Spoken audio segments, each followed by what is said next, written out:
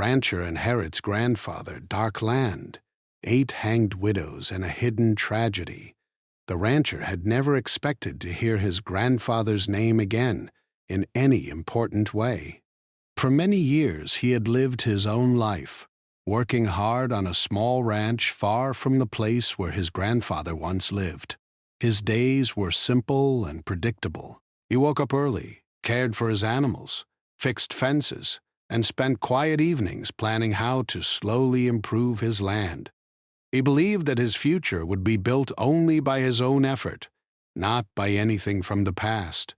One afternoon, a formal letter arrived in the mail. The envelope carried a law office stamp. At first, he thought it was a mistake. He almost set it aside, thinking it might be some kind of advertisement or error. But when he opened it, his hands became still. The letter informed him that his grandfather had passed away and had left him a large piece of land in a remote area. The land had been in the family for generations, but the rancher had never been close to that side of the family. He had not visited that place since he was a child. At first, he felt mixed emotions. There was sadness, of course, because even though they were not close, his grandfather was still family. But there was also confusion. Why him? Why now? The letter did not explain much. It only gave him an address, a date, and the name of a lawyer who would handle the paperwork. For several days, the rancher thought about ignoring it. His life was already full of work and responsibility. Taking care of his own ranch was not easy. Still, something inside him felt pulled toward the unknown. It was as if a door from the past had opened, and he could not pretend it was not there. Finally, he decided to go and see the land for himself. The journey took many hours. The roads became narrower and the towns became smaller. The farther he drove, the more isolated the area felt. Old buildings appeared along the road, some with broken windows and faded signs. When he stopped at a small shop to buy water and fuel, the shop owner looked at the address on his map and grew quiet. "That place?" the man asked slowly. "Not many people go there anymore." The rancher tried to smile and said it was family land. The shop owner nodded but did not say much more. His eyes showed discomfort, as if he did not want to be involved in that conversation. That made the rancher uneasy, but he continued on his way. When he finally reached the property, he understood why people avoided it. The land was large and beautiful in a wild, untamed way. Wide fields stretched toward distant hills. Old trees stood tall, their branches heavy and twisted with age. But mixed with that natural beauty was a strong feeling of neglect. Several old houses stood empty, roofs had holes, doors hung loose on rusty hinges, fences were broken, and weeds had grown high, as if nature was slowly taking everything back. The main house, which once belonged to his grandfather, stood at the center. It was bigger than he expected, but it looked tired. The paint had peeled away and the porch steps creaked when he climbed them. As he stood there, a strange feeling came over him. It was not fear exactly, but more like a heavy sadness that did not belong to him, yet seemed to be waiting in the air. Inside the house, dust covered almost everything. Old furniture remained in place, as if someone had left in a hurry and never returned. Family photos still hung on the walls. The rancher stopped in front of one picture showing his grandfather as a younger man, standing proudly in front of the ranch. He looked strong and confident. The rancher wondered what kind of man his grandfather really was, and what secrets this place might be holding. Later that day, he decided to walk around the property. As he moved from building to building, he noticed small signs of many different families having lived there at different times. Children's toys, broken tools, old kitchen items, and faded clothing were scattered in some of the abandoned homes. It felt like several lives had been paused and then forgotten. When he went into the nearest town to meet the lawyer, he tried to ask people about the land. Most people gave short answers. Some changed the subject quickly. Others simply said the place had a bad history. One elderly woman at a cafe finally spoke a little more openly. She said that many years ago, several widows had lived on that land after their husbands died in work-related accidents connected to the ranch. The women stayed, the woman said quietly, stirring her tea. They tried to keep their homes and raise their families. But life was not kind to them. The rancher asked what she meant, but the woman hesitated. She looked around to make sure no one else was listening. Then she said that over time, the widows were found hanged under mysterious situations. Official reports claimed they had ended their own lives, but many people in town never believed that story. The cases were closed too fast, the woman added. No one asked hard questions. No one wanted trouble. Hearing this made the rancher's stomach tighten. He felt uncomfortable standing on land connected to so much pain. Yet he also felt that there was more to the story than rumors and fear. He began to wonder if the land itself was carrying the weight of unfinished business. That night, as he stayed in a small guest room in the main house, he could not sleep well. Every sound seemed louder than normal. The wind through broken windows sounded like distant whispers. The floorboards creaked, and he kept thinking someone was walking in the hallway, even though he knew he was alone. Lying in bed, he thought about his grandfather. Had his grandfather known about these events? Had he been involved in any way, or had he simply chosen to stay silent? The rancher had no answers, only questions. But one thing became clear to him. This inheritance was not just about land and money. It was connected to real people, real suffering, and a history that had been pushed aside. By morning, he made a decision. He would not rush to sell the land or ignore its past. He would stay for a while, learn more, and try to understand what had truly happened. Even though part of him wanted to walk away and return to his simple life, another part felt a responsibility to face the truth. As the sun rose over the fields, lighting up the old buildings with soft golden light, the rancher stood on the porch and looked across the property. It was quiet and peaceful on the surface. Birds flew over the trees, and the wind moved gently through the grass. But beneath that calm, he could feel a deep and heavy story waiting to be uncovered. He did not yet know how difficult the road ahead would be. He did not know how many secrets were buried in old walls, forgotten papers, and silent memories. All he knew was that his life had changed the moment he opened that letter. The land had been passed to him, but along with it came a past that refused to stay hidden. And whether he liked it or not, he was now part of that story. The next few days on the old ranch felt slow and heavy. The rancher tried to keep himself busy by cleaning small areas of the main house and checking the condition of the barns and fences. Physical work helped him think, but it also gave him too much time to remember what the woman in the cafe had said. The words about the widows and their strange deaths stayed in his mind. No matter how hard he tried to focus on repairs, his thoughts always returned to the past. One morning, he decided to explore his grandfather's old office. The room was small, but filled with shelves of dusty files, boxes, and old books. A large wooden desk stood near the window. Inside the drawers, he found yellowed papers, old receipts, and handwritten notes. Some were normal farm records, but others were more personal. There were letters that were never sent, and notes written in a shaky hand, as if his grandfather had been under stress. As he read through them, he began to see a pattern. Many of the notes mentioned disputes over land, unpaid debts, and arguments between families. Some letters spoke about meetings that ended badly and neighbors who had become enemies. The rancher realized that the ranch had not always been a peaceful place.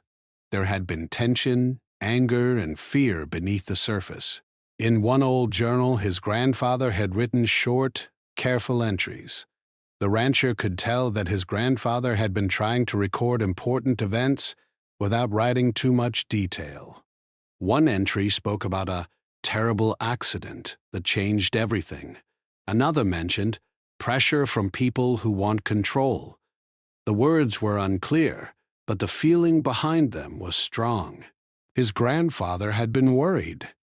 He had been afraid of something. The rancher closed the journal and sat quietly for a long time. He felt a strange mix of sympathy and disappointment. He wanted to believe that his grandfather was a good man who had tried to do the right thing. But the silence in those pages also felt like a form of hiding. By not writing clearly, by not speaking openly, his grandfather may have allowed wrong things to continue. Later that day, the rancher decided to talk to more people in town. He knew that the truth would not be written only in papers. It also lived in the memories of those who had stayed. At first, many people still avoided his questions. Some said it was all too long ago. Others said it was better to forget. But after several visits, one elderly neighbor agreed to talk more. The neighbor was a man who had lived in the area his whole life. His house was small and simple, and his voice was slow but steady. He invited the rancher inside and poured 2 cups of tea. At first, they talked about small things, like the weather and how the town had changed. Then the neighbor grew serious. "You want to know about the women?" he said quietly. "I remember them." He explained that after their husbands died in separate work-related accidents, the widows had tried to keep their homes and continue living on the ranch land. They worked hard, some taking small jobs, some raising children alone. But they were not treated with kindness by everyone. There were people who wanted their land, their homes, and their rights. They were pressured, the neighbor said, told they should sell, told they could not manage on their own. Some were threatened with legal trouble. They were made to feel alone. The rancher listened carefully. He could feel anger growing inside him. The idea that these women had been pushed and isolated made him feel ashamed of the land he now owned. The neighbor continued, explaining that when each woman was found hanged, the town was shocked at first. But the shock did not last long. The cases were closed quickly, the neighbor said. Too quickly. It was easier for people to accept the simple answer than to look deeper. The rancher asked if anyone had tried to fight for the widows or ask for new investigations. The neighbor shook his head. "Some people talked," he said, "but talking can be dangerous in small towns. People feared losing their jobs. They feared becoming the next target of rumors or trouble." As the rancher left the neighbor's house, he felt the weight of those words. Fear had controlled the town for years. Silence had protected some and hurt others. He now understood that the land was not just a place. It was part of a system that had allowed unfairness to grow. Back at the ranch, he began sorting through more boxes in the storage room. In one dusty container, he found copies of old legal papers. Some were about property transfers. Others were about disputes that were never fully resolved. The rancher noticed that several names appeared again and again. These names belonged to families who had gained land after the widows' deaths. This discovery made him uncomfortable. It suggested that the land had changed hands in ways that were not natural or fair. It was as if tragedy had created opportunity for certain people. The rancher felt sick thinking about it. He wondered if his grandfather had been one of those who benefited, even if indirectly. At night, he wrote notes for himself. He kept track of names, dates, and places. He felt like he was putting together a broken puzzle. Each piece added more questions, but also more clarity. The story was becoming darker, but also more real. One evening, as he sat on the porch watching the sun go down, he felt torn inside. Part of him wanted to stop digging. Life would be easier if he stayed ignorant. He could fix the ranch, sell some land, and move on. But another part of him felt a growing sense of responsibility. The truth had been buried for too long. If he walked away, he would become another person who chose silence. He also thought about his own values. He had always believed in fairness, hard work, and honesty. Those beliefs had guided his life. Now he was being tested in a different way. It was not just about what he could build, but about what he was willing to face. The whispers from the past were becoming louder. Every old paper, every quiet conversation, and every broken building seemed to tell him that this place needed more than repairs. It needed understanding. It needed someone to listen to the stories that had been ignored. By the end of part 2, the rancher was no longer just a man who inherited land. He was becoming a man who carried questions that could change many lives. He did not yet know how far he would go or how much resistance he might face. But one thing was clear: the past was not finished with him. And the more he listened, the harder it would be to pretend that none of it mattered. The rancher woke up early the next morning, with a heavy feeling in his chest. His mind was full of the stories he had heard and the papers he had read. He felt like he was standing in the middle of a long, dark hallway, with doors on both sides, each one hiding something important. He knew that if he truly wanted answers, he would have to keep searching, even if what he found made him uncomfortable. He decided to focus on the old barn at the far edge of the property. It was one of the oldest buildings on the land and had been locked for years. The wood was gray with age, and parts of the roof had started to sink. When he finally managed to open the heavy door, dust filled the air. Sunlight came through cracks in the walls, lighting up old tools, broken carts, and piles of forgotten supplies. As he moved deeper into the barn, he noticed a small room in the back that he had not seen before. The door was partly hidden behind stacked boards. When he cleared them away, he found that the door was not locked, but it had clearly not been opened in a very long time. Inside, the room was small and dark, with shelves along the walls. On one of the shelves, he saw a metal box covered in dust and rust. His heart beat faster as he picked it up. It was heavier than he expected. He carried it outside into the light and carefully opened it. Inside were old photographs, folded papers, and small envelopes tied together with string. He sat on an old wooden crate and began to look through the contents. The photographs showed people he did not recognize at first. Then he realized that some of the faces matched the names he had seen in the legal papers. These were the widows. In the photos, they were alive and full of life. Some were smiling. Some stood with their children. Some were working in fields or standing in front of small homes.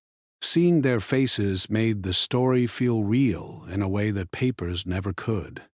Along with the photos were handwritten statements. They were not official documents. They looked like personal notes, maybe written for someone to read later. In these statements, the women wrote about their struggles. They described being pressured to leave their homes. They wrote about people coming to their doors late at night telling them they should sell or move away. They wrote about feeling watched and followed. The rancher felt his hand shake slightly as he read. These were not rumors. These were the voices of the women themselves. They were scared, but also strong. They wanted to protect their families and their rights. They believed that if they stayed quiet and kept working, things might get better. But instead, the pressure only increased. Among the papers, he also found copies of legal letters. Some were addressed to local officials. Others were addressed to lawyers who never replied. The letters asked for help. They asked for protection. They asked for fair treatment.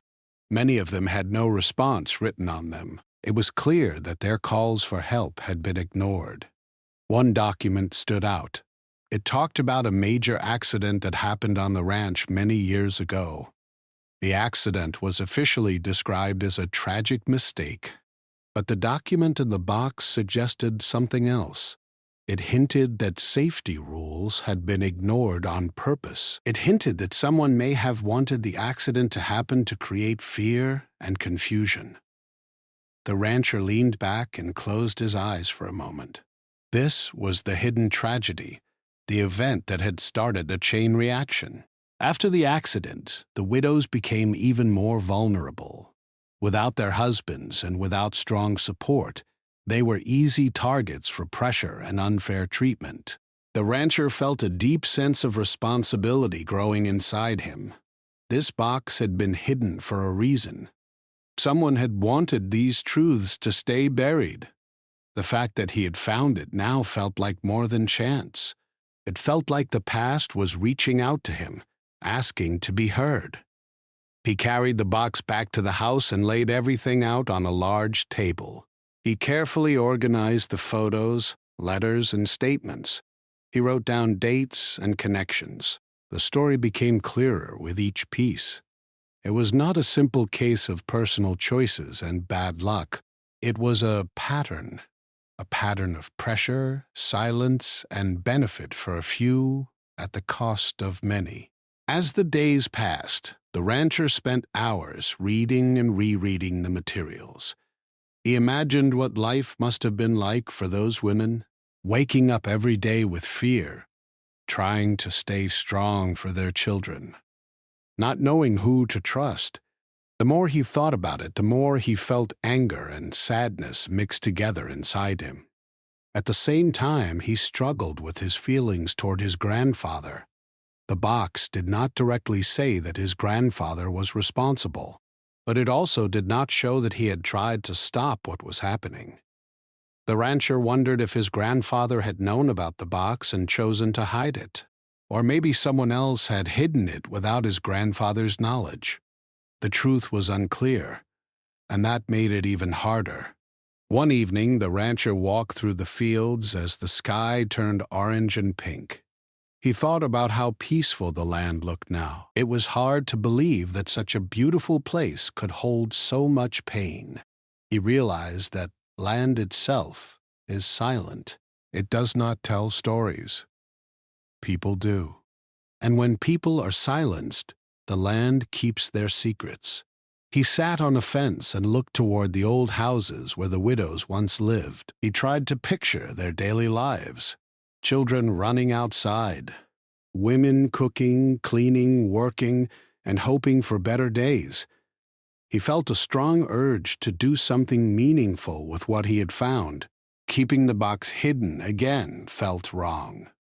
The hidden tragedy was no longer hidden from him. It had become part of his life. He knew that once you learn the truth, you cannot unlearn it. The question now was what to do with it. Sharing it could bring trouble. Powerful people or their families might not want these old stories to come back into the light. There could be legal problems. There could be personal risk. But staying silent would make him like everyone else who had looked away. That thought bothered him deeply. He had inherited more than land. He had inherited a choice between comfort and truth, between peace and justice. As part 3 comes to a close, the rancher stands at a turning point. The box on his table is more than metal and paper. It is proof that the past still has a voice. The widows may be gone, but their words remain. And now, someone is finally listening. The rancher stood on the porch one quiet morning, holding a cup of coffee that had already gone cold. His mind was far from the present. It was filled with the faces from the photographs, the handwritten letters, and the painful truths he had uncovered. After everything he had learned, he knew that his life would never return to the simple way it had been before. The land had changed him, and so had the stories of the people who once lived there. For many nights he had barely slept. His thoughts kept going back and forth. One moment he told himself to stay quiet and protect his own future.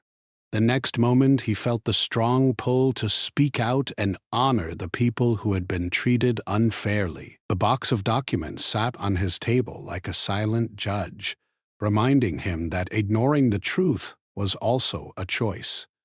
In the end, he made a decision that did not come easily. He contacted a local journalist who was known for being fair and careful with serious stories. The journalist came to the ranch and listened for hours as the rancher explained everything. He showed the photos, the letters, and the statements. He explained what he had learned from the neighbors and from the old records. The journalist did not rush. He asked thoughtful questions and took careful notes. He promised to check every detail and protect the information as much as possible. The rancher felt nervous, but also relieved. For the first time, he was not carrying the truth alone. Soon, lawyers and officials became involved. Old cases were reopened. Records that had been ignored for years were reviewed again. Some people in the town were surprised, others were uncomfortable. A few were clearly angry. The rancher felt the tension in the air whenever he went into town. Some people avoided him, others quietly thanked him. There were meetings in small offices and long phone calls late at night. The process was slow and sometimes frustrating. Not every answer could be found. Some people who knew the truth were no longer alive.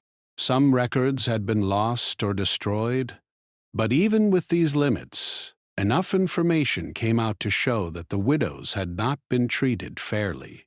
It became clear that their struggles had been real and that their voices had been ignored. The town began to change in small but important ways. Conversations that had once been whispered were now spoken out loud. Families who had carried quiet shame or anger for years finally felt seen. The names of the widows were spoken with respect, not fear. The community started to understand that pretending the past never happened had only caused more harm. The rancher felt a deep mix of emotions. There was sadness for what could never be fixed. There was anger for the injustice, but there was also a strange sense of peace. The truth, even when painful, felt lighter than silence. One of the most meaningful moments came when a small memorial gathering was held on the land. People came from nearby towns. Some brought flowers. Some brought old photos. Some brought stories they had never shared before. The rancher stood quietly as families spoke about their mothers, grandmothers, and relatives who had once lived on the ranch. He listened to stories of strength, not just tragedy. Stories of women who worked hard, who loved their children, who refused to give up easily. The rancher realized that the widows were more than victims. They were brave people who had tried to protect their lives and homes in very difficult times. After the gathering, the rancher walked alone across the fields. The land felt different to him now. It was still the same soil, the same trees, the same sky, but the silence no longer felt heavy. It felt honest, as if the land itself could finally breathe. He made another important decision. Instead of selling everything and walking away, he chose to keep a large part of the property. He wanted to turn the ranch into something that served the community, not just himself. He repaired old buildings and turned one into a small community center where people could meet, share stories, and learn about the area's history. He also set aside certain areas as protected memorial spaces. Simple signs were placed, not for attention, but for remembrance. These places were meant to honor the past and remind future generations that real people had lived, struggled, and mattered there. Running the ranch was still hard work. There were days when money was tight and repairs seemed endless. There were moments when he questioned whether he had made the right choice, but each time he doubted himself, he remembered the faces in the photographs and the words in the letters. He remembered that doing the right thing is not always easy, but it is still worth doing. Slowly, the ranch became known for something new, not for fear or dark rumors, but for honesty and community. People came to learn about the history. Schools brought students to understand the importance of standing up for fairness. The rancher often spoke quietly with visitors, not as a hero, but as someone who had simply chosen to listen. He never claimed to have all the answers. He knew that some truths would always remain incomplete, but he also knew that silence would no longer be the rule. The stories of the widows were now part of the land's open history, not hidden away in dusty boxes. At night, when the rancher sat on his porch and watched the stars, he sometimes thought about his grandfather. He still did not fully understand his grandfather's role. He felt sadness for what might have been, and for what was never said. But he also felt that by choosing a different path, he was honoring what should have been done long ago. The inheritance that once felt like a burden now felt like a responsibility with purpose. The rancher had not just inherited land, he had inherited a chance to make things better. He could not change the past, but he could shape the future. In quiet moments, he imagined the widows looking at the land now. He hoped they would see that they were finally being remembered with dignity. He hoped they would feel that their voices, once ignored, had helped bring change.